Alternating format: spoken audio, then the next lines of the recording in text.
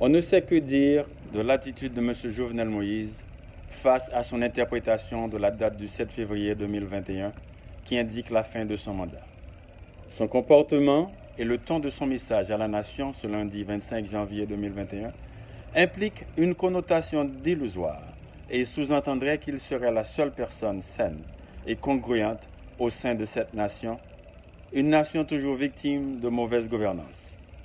Aujourd'hui, face à cette crise qui semble aboutir à un total chaos, alors que simultanément le kidnapping bat son plein, les violences sexuelles sur les mineurs se multiplient, des écoliers brutalement tués et pour la première fois, des enfants en très grand nombre prennent les rues pour demander justice. Aujourd'hui, l'opposition semble se renforcer. Certainement une très bonne initiative, mais à quelle fin? L'obtention du pouvoir ou sortir Haïti de ce pétrin sociopolitique et économique? Et que dire des nouvelles qui circulent dans l'objectif de la réincarnation d'un nouveau Prévert? Quand donc aurons-nous des politiciens à se mettre d'accord pour trouver une solution juste et légale au constat d'un vide présidentiel?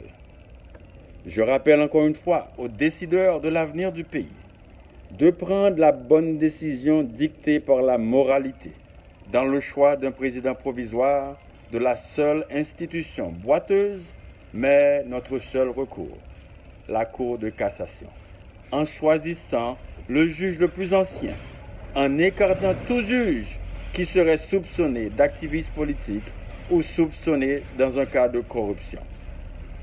Je rappelle au comité composé d'hommes politiques que le nouveau départ d'Haïti est entre vos mains et je fais appel à la sagesse du sénateur M. Joseph Lambert de se mettre du côté du peuple pour l'aider à poursuivre les idéaux de nos ancêtres et à l'opposition de s'unir pour une cause durable, mais non une cause éphémère.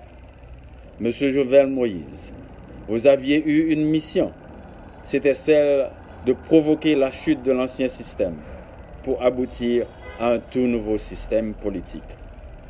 Vous avez réussi, M. Jovenel, et pour ceci, l'histoire vous sera reconnaissante.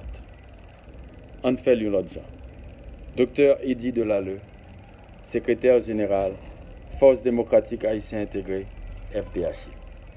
Merci.